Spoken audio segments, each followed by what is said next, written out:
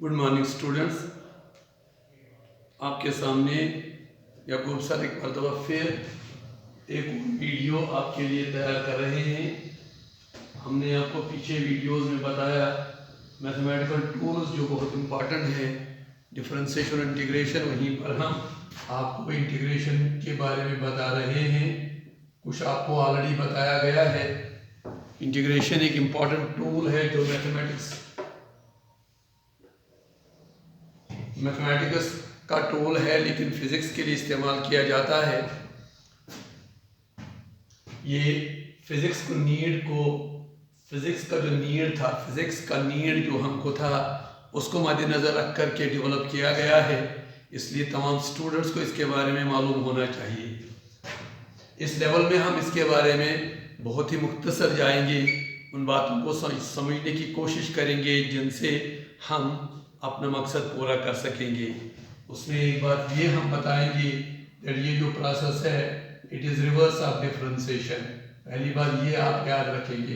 हालांकि ये indirect method होगा, इस चीज़ को समझने के लिए कॉन्सेप्ट को मैंने थोड़ा सा बताया था।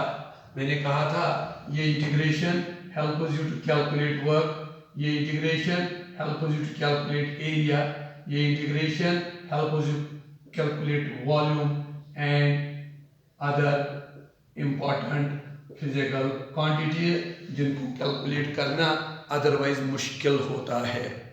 लेकिन अगर हम ये प्रोसेस समझेंगे, इसका इस्तेमाल करना सीखेंगे, तो फिर बहुत जगह पर ये जो इम्पोर्टेंट टर्म्स हैं उनको कैलकुलेट करना आसान हो जाता है। इसीलिए हम अपना इंटीग्रेशन का टूल समझने की कोशिश कर रहे हैं। मैथमेटिकल टूल है लेकिन इम्पॉर्टेंट है।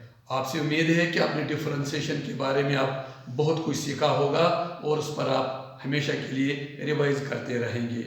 इस वक्त हम इस पर फोकस कर लेंगे। एक बात मैंने बताई, it is reverse of differentiation. हम उसको इसी तरह से अंडरस्टैंड करेंगे। रिवर्स ऑफ डिफरेंशिएशन का मतलब है ये प्रोसेस है, हियर वी फाइंड, हमको पूछा जाता है, वी फाइंड फंक्शन जिसका डिफरेंशियल कोएफिशिएंट गिवन है।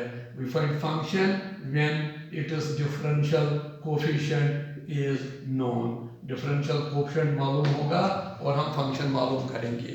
कॉन्सेप्ट में ये डिटेल में प्रोसेस है, वहाँ पर भी हम कुछ बातें आपको बताएंगे। लेकिन अभी मैं ऐसे आपको बोलता हूँ, अगर मैं इस तरह लिखता हूँ ये इंटीग्रेशन, ये तरीका है इंटीग्रेशन लिखने का। मैथमेटिक्स क्वेश्चंस को लिखने का ये तरीका है।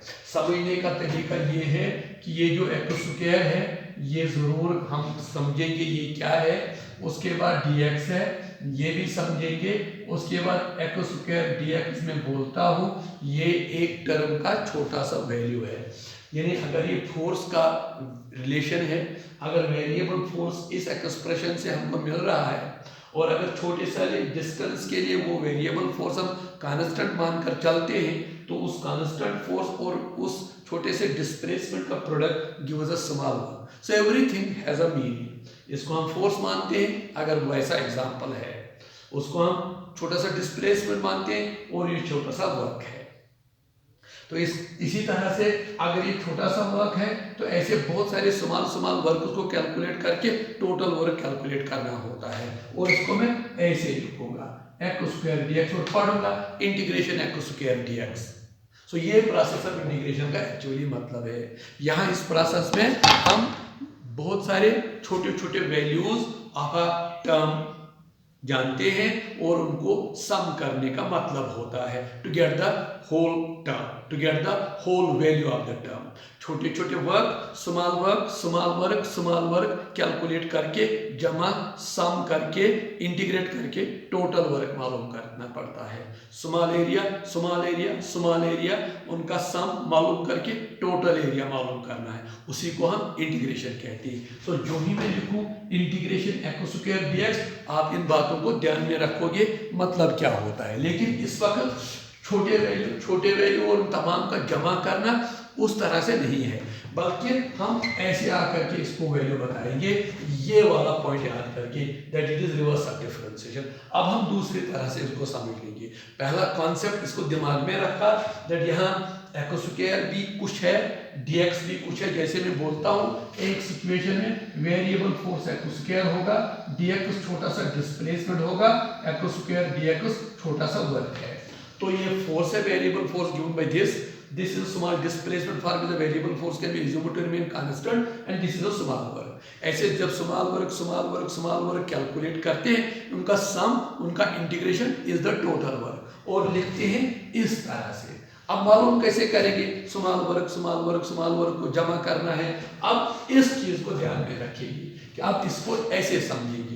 इस पर नजर करो, ये जो यहाँ पर ये एक्स स्क्वायर है, ये डिफरेंशियल कोएफिशिएंट है। किसका है वो अब अगर आप जानते हैं तो एक वो चीज जिसका डिफरेंशियल कोएफिशिएंट एक्स स्क्वायर है, ये इंटीग्रेशन उसी वैल्यू के बराबर है, और वो मैं ज़बानी लिखता हूँ एक्स क्यूब डिवाइडेड बाई 3। ये इंटीग्रेशन इस वैल्यू के बराबर है, ये इंटीग्रेशन का ये मतलब है। और इसका प्रूफ क्या है?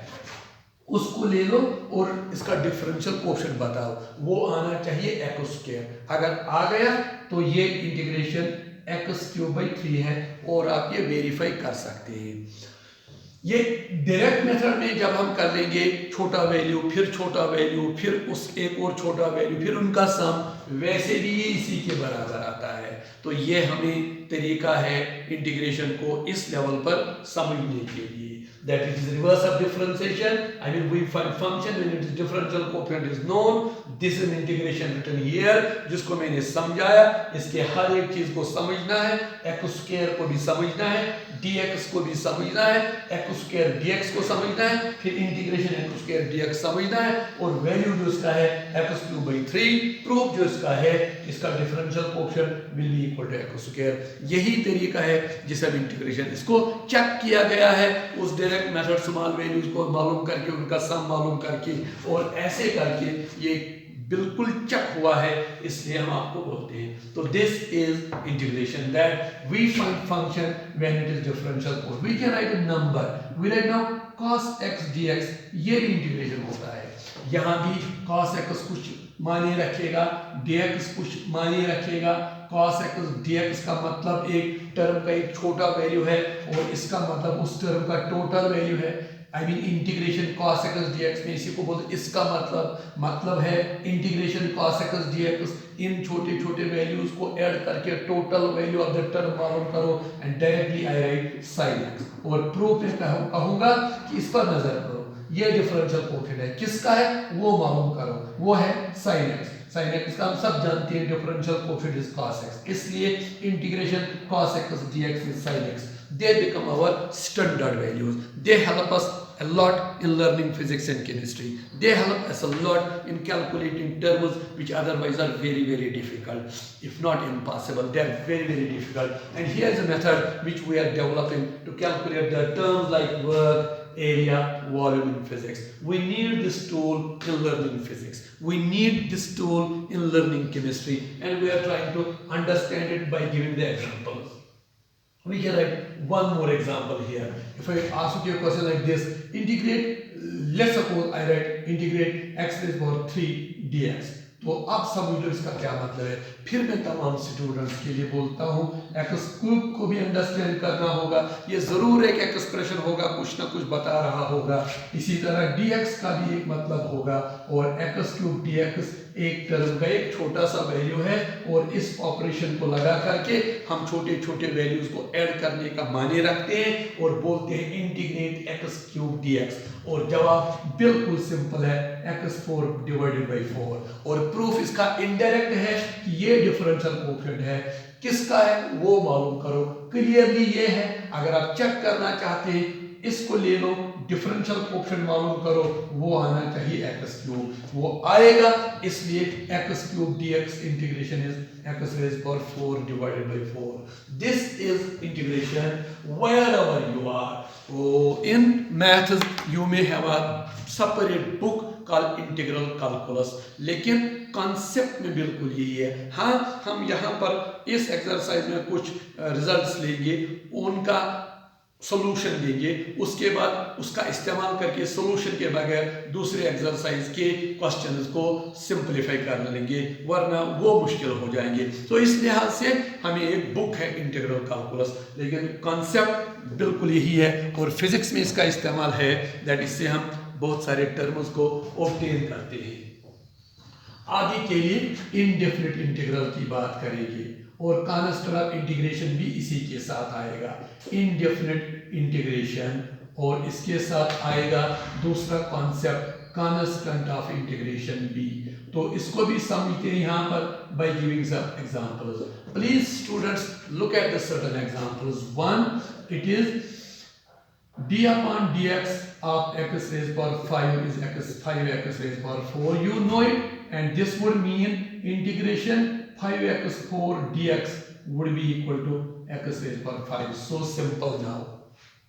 अगर ये फंक्शन है और ये इसका रेट मेजर है, तो रिवर्स में ये डिफरेंशियल कोएफिशिएंट है किस फंक्शन का है? इसका है। इसलिए ये इंटीग्रेशन जो है, जिसका मैंने माने समझाने की कोशिश करी, लेकिन यहाँ ये है, ये भी है, दो का ज़र्ब, एक तरफ का छोटा वैल्यू है, इस ऑपरेशन का इस्तेमाल करें, छोटे छोटे वैल्यूज को टोटल ऐड करके whole term x raise power 5 है। दूसरा एग्जांपल सीखते हैं, d upon dx of x raise power 5 plus 3, ये भी है 5x raise power 4। Therefore integration of 5x4 dx equals x raise power 5 plus 3 by this standard. इस standard से अब दोनों को देखो, ये इंटीग्रेशन इसके बराबर, ये इंटीग्रेशन फिर वही इंटीग्रेशन लेकिन इसके बराबर। अब दो में से कौन सही है, इसलिए हम जनरल करते हैं। जनरल में 5x4 dx इंटीग्रेशन को लिखा जाता है x raise power 5 plus c। अगर c 0 है तो फिर ये सही है, अगर c 3 है तो फिर ये सही है। इसलिए हम इस तरह इस इंटीग्रेशन को 5x4 dx integration 5x4 dx integration, इसको न इस तरह लिखते हैं, न इस तरह लिखते हैं, इस तरह लिखते हैं। तो इस c को बोलते हैं कांस्टेंट ऑफ इंटीग्रेशन। ये है constant of integration. What do we understand now? What do we understand now is the point that this integration is considered to be uncertain to the extent of c. It is uncertain to the extent of c. A student can come and write this integration only this. Another can come write this. Another can come write x is equal to 5 plus 5. So on. So everyone is correct. Hence I say it is uncertain to the extent of c, and integration that is uncertain to the extent of c is called indefinite integration. ये indefinite integration कहलाता है, इसको हम indefinite integration कहते हैं।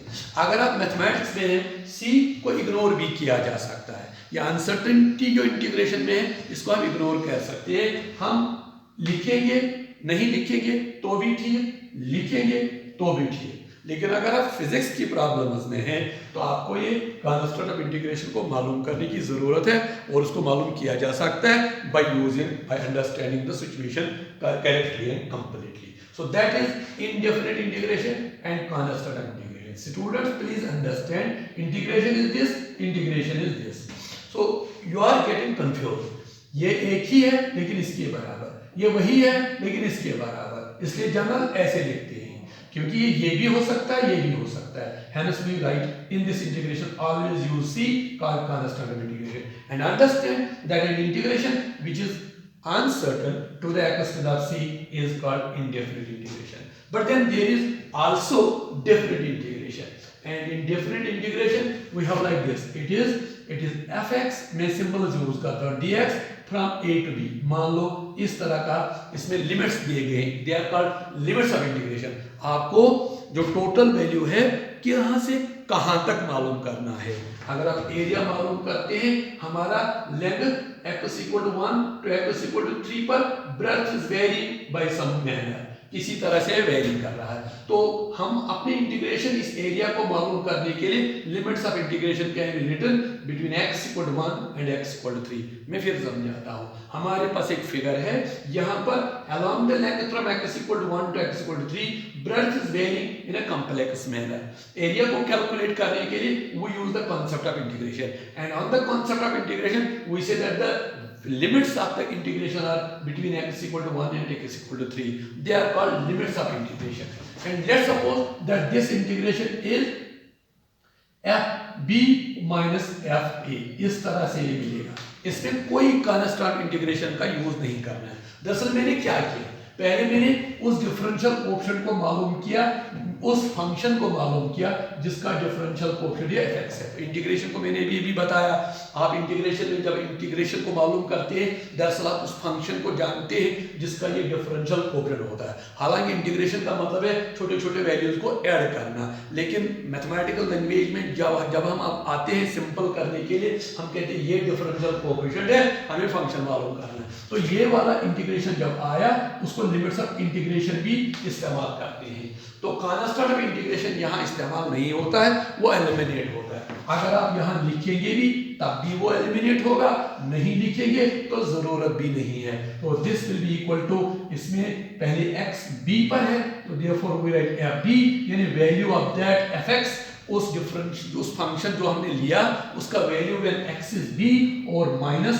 उसका value when x is a, that becomes this integration, and this integration is called definite integration। इसको definite integration कहलाते हैं, कहते हैं। इसमें कोई कांस्टेंट ऑफ इंटीग्रेशन की जरूरत नहीं है। तो तीन बातें मैंने समझाने की कोशिश की। वन, इंटीग्रेशन क्या है, सेकंड कांस्टेंट ऑफ इंटीग्रेशन क्या है, थर्ड इंडेफिनिट इंटीग्रेशन क्या किसको कहते हैं, एंड फोर्थ डेफिनिट इंटीग्रेशन किसको कहते हैं। और आगे आकर के हम क्वेश्चंस बनाते हैं, की फार्मूला करते हैं, की फार्मूला को यूज करके बहुत सारे क्वेश्चंस को अटेम्प्ट करते हैं। तो ये प्रोसेस इंटीग्रेशन है, इसका बहुत जरूरी आपको समझना है क्योंकि इससे आपके फिजिक्स और केमिस्ट्री के बहुत चैप्टर्स में यूज किया जाएगा। बुनियादी तौर ये इंटीग्रेशन जो है टर्म के छोटे वैल्यूज को इकट्ठा करने का मतलब रखता है to get the total value, लेकिन हम उसको इनडायरेक्टली इस्तेमाल करते हैं, मालूम करते हैं, समझते हैं by finding the function when the differential coefficient is given. Develop the key formulas, use those key formulas and find the values of the terms which we need in learning physics, the work, the area, the volume and similar other terms. Thank you.